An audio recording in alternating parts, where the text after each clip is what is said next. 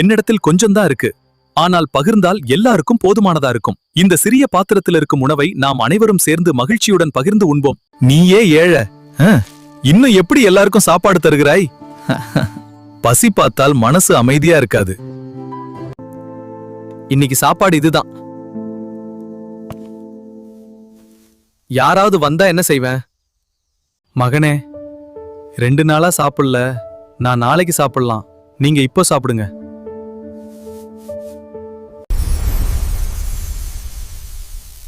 இது என்ன ஒளி இவ்வளவு பிரகாசமாக இருக்கிறது? அருணா, இன்று நான் தான் பிச்சைக்காரனாக வந்தேன். உன் கருணைக்கு நான் மகிழ்கிறேன். இனிமேல் உன் வீட்டில் சாப்பாடு ஒருபோதும் குறையாது மகனே. உன் பக்தியால் நான் மகிழ்ச்சி அடைந்தேன். அமைதியாக இரு.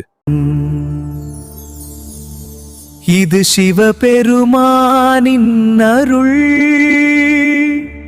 அருணன் கருணை இந்த கிராமத்தையே காப்பாற்றியது. அன்னதானம்தான் உண்மையான